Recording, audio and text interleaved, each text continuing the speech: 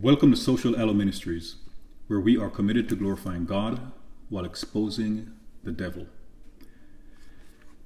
Ensure that anyone who gives you advice, that person actually is doing so based on the right motives. It doesn't matter how much you trust the individual. Please ensure that the individual is giving you advice using the right motives. Because sometimes your advisors, what they say is discernment, is actually paranoia. What they say is for your best interest is actually based on their ulterior motive to satisfy a personal agenda.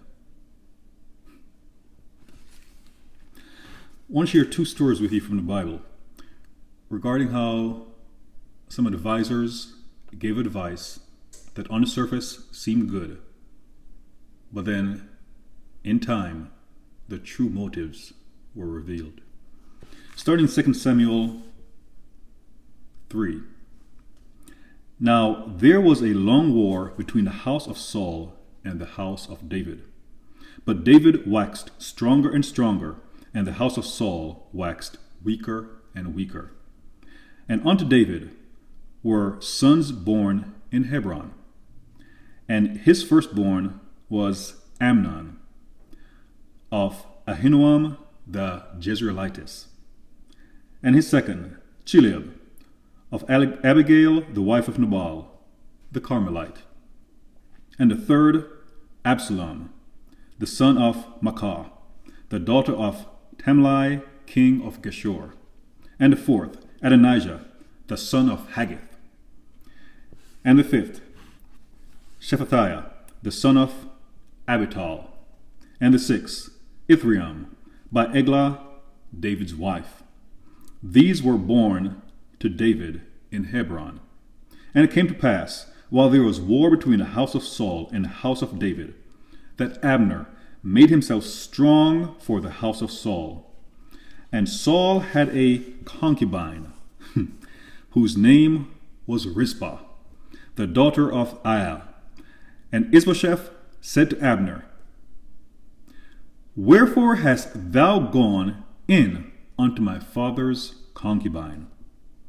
Then was Abner very wroth for the words of Ishbosheth, and said, Am I a dog's head, which against Judah do show kindness this day unto the house of Saul thy father, to his brethren, and to his friends, and have not delivered thee into the hand of David, that thou chargest me today with a fault concerning this woman? So do God to Abner, and more also, except as the Lord had sworn to David, even so I do to him, to translate the kingdom from the house of Saul, and to set up the throne of David over Israel and over Judah, from Dan even to Beersheba. And he could not answer Abner a word again, because he feared him. And Abner sent messengers to David on his behalf, saying, Whose is the land? Saying also, Make thy league with me, and behold, my hand shall be with thee, to bring about all Israel unto thee. So Abner was about to change sides, and this was a fulfillment of the Lord's promise to make David the king over all Israel. Not just Judah, but all Israel. Israel and Judah. And he said, Well, I will make a league with thee, but one thing I require of thee, that is, that thou shalt not see my face, except thou first bring Michal, Saul's daughter, when thou comest to see my face. And David sent messengers to Ishbosheth, Saul's son, saying, Deliver me my wife, Michal, which I espoused to me for 100 foreskins of the Philistines. And Ishbosheth sent and took her from her husband, even from Phaltiel, the son of Laish. And there's another story about how Saul ended up giving David's wife to another man. And her husband went with her along, weeping behind her to Bahurim. Then said Abner unto him, Go, return. And he returned. And Abner had communication with the elders of Israel, saying, Ye sought for David in times past to be king over you. Now then do it. For the Lord had spoken of David, saying, By the hand of my servant David I will save my people, Israel, out of the hand of the Philistines and out of the hand of all their enemies. So Abner, he was doing a good thing. He was making moves to fulfill a promise from the Lord to David. He was doing a good thing. And Abner also spake in the ears of Benjamin. And Abner went also to speak in the ears of David in Hebron, all that seemed good to Israel, and that seemed good to the whole house of Benjamin. So Abner came to David to Hebron, and 20 men with him. And David made Abner and the men that were with him a feast. And Abner said unto David, I will arise and go, and will gather all Israel unto my lord the king, that they may make a league with thee, and that thou mayest reign over all thine heart desireth. And David sent Abner away, and he went in peace. So far, so good. And behold, the servants of David and Joab came from pursuing a troop, and brought in a great spoil with them. But Abner was not with David in Hebron, for he had sent him away, and he was gone in peace. And when Joab and all the host that were with him were come, they told Joab, saying, Abner, the son of Ner, came to the king, and he hath sent him away, and he is gone in peace. Again, so far, so good. Then Joab came to the king and said, What hast thou done? Behold, Abner came unto thee. Why is it that thou hast sent him away, and he is quite gone? Thou knowest Abner, the son of Ner, that he came to deceive thee, and to know thy going out and thy coming in, and to know all that thou doest. So Joab, David's general, a trusted advisor, was saying that everything that Abner was doing to help fulfill a promise from the Lord to David, that Abner was doing so deceitfully. That is what David's trusted advisor, Joab, was saying. But was that really the case? And when Joab was come out from David, he sent messengers after Abner, which brought him again from the well of Sirah, and David knew it not. If you have an advisor that's going to go behind your back and do things, not good. And when Abner was returned to Hebron, Joab took him aside in the gate to speak with him quietly, and smote him there under the 5th rib, that he died, for the blood of Asahel, his brother.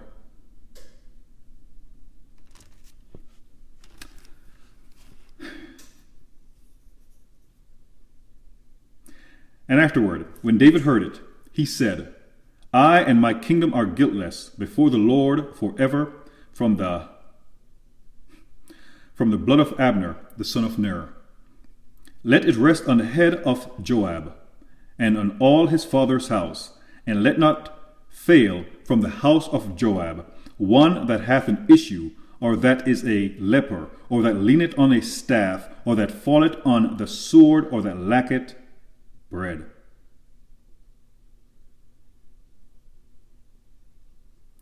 So Joab and Abishai, his brother, slew Abner, because he had slain their brother Asahel, at Gibeon in the battle. And you can read about that.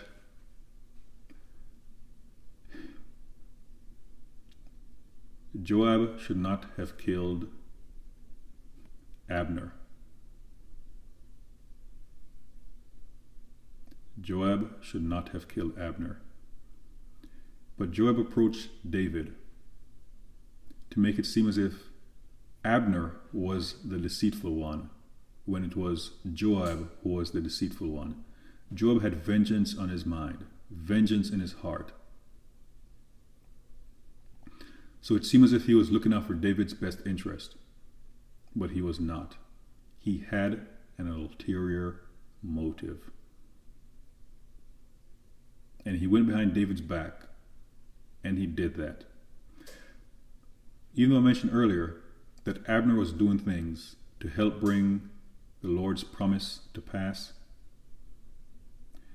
it didn't mean that the Lord needed Abner in order to bring that promise to fruition.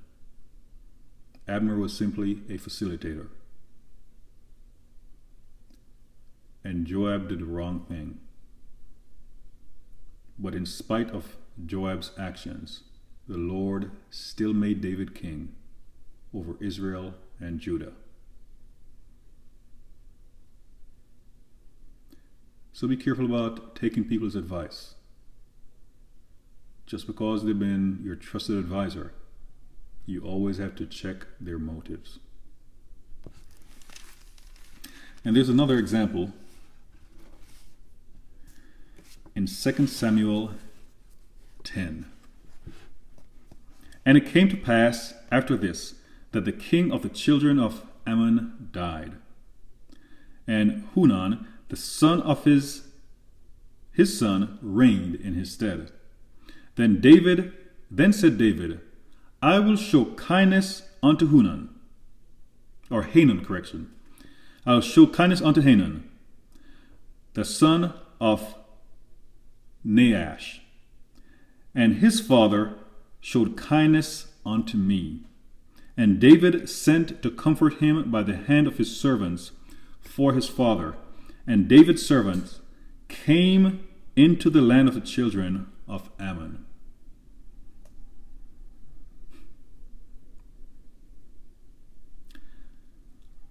So David was going to show kindness to Hanan because of the kindness that his father showed unto him. So David was doing this based on pure motives. There was no guile in what David was doing. But it continues. And the princes of the children of Ammon said unto Hanan their lord, Thinkest thou that David doth honor thy father, that he sent comforters unto thee? Devils cast doubt. Hath not David rather sent his servants unto thee, to search the city and spy it out, and to overthrow it? So there are times when discernment is actually paranoia. Wherefore, Hanan took David's servants, and shaved off 1/2 of their beards, and cut off their garments in the middle, even to their buttocks, and sent them away. That right there is what we call a slap in the face. David was being kind to them.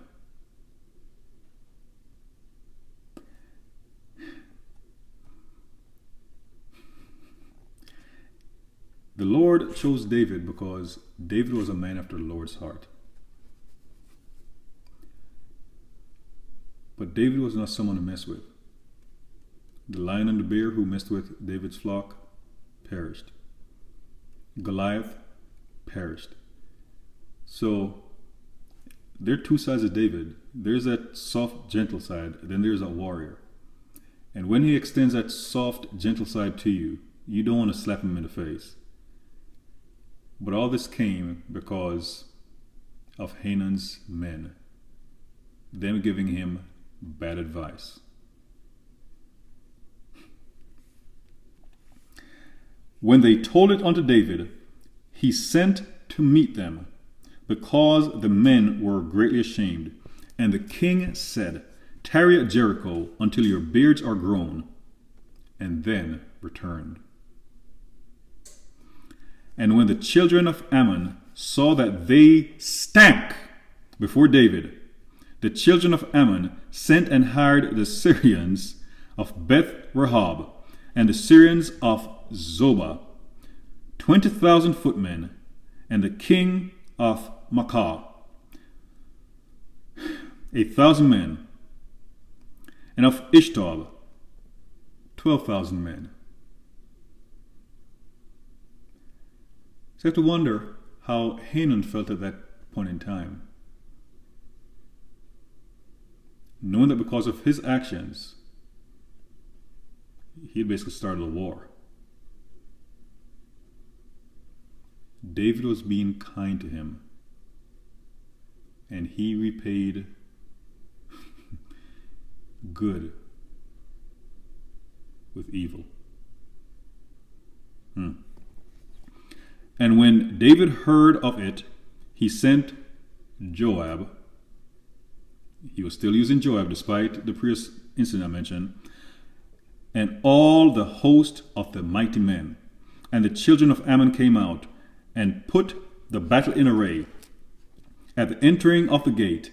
And the Syrians of Zobah and of Rehob and Ishtob and Maacah and were by themselves in the field.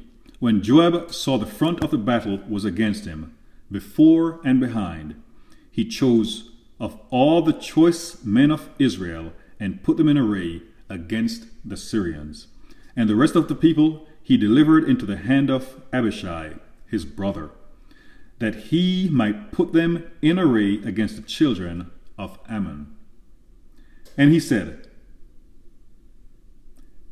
and let me pause by the way, David knew what Joab did to Abner, but he still kept on using him. But Joab has shown that he could not be trusted as in times past. So you have to be careful. You may have advisors, but then some are trusted advisors. And once a person betrays your trust, then in a sense at best, they become an advisor. And if it's bad enough, then don't use them at all. But David retained Joab and Abishai in his service. And he said, If the Syrians be too strong for me, then thou shalt help me. But if the children of Ammon be too strong for thee, then I will come and help thee. Be of good courage, and let us play the men for our people, and for the cities of our God. And the Lord do that which seemeth good. And Joab drew nigh, and the people that were with him, unto the battle against the Syrians, and they fled before him. And when the children of Ammon saw that the Syrians were fled,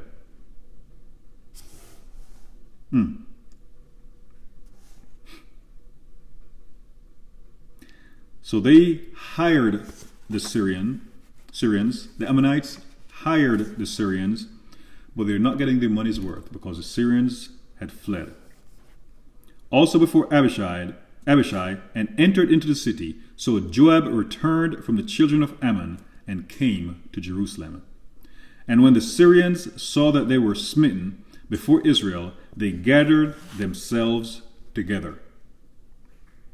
And Hadarezer sent and brought out the Syrians that were beyond the river, and they came to Helam and Shobach.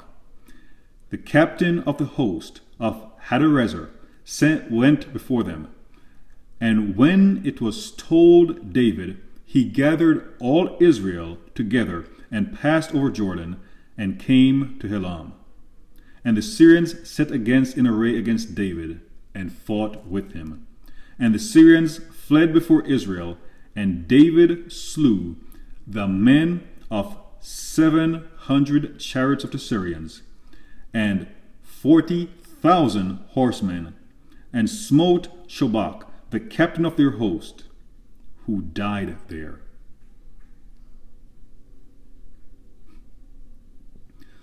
All those people perished because Hanan took bad advice. And when all of the kings that were servants of Hadarezer saw that they were smitten before Israel, they made peace with Israel and served them. So the Syrians feared to help the children of Ammon anymore. All of that was avoidable. But it all started because people gave bad advice. So again, be careful about who you take advice from. Sometimes discernment is actually paranoia. And sometimes what people say that they're doing for your protection is actually counterproductive. They may not have all the information, and they may be holding you back from potentially reaching your destiny. Or they may have something personal in mind that they're trying to advance.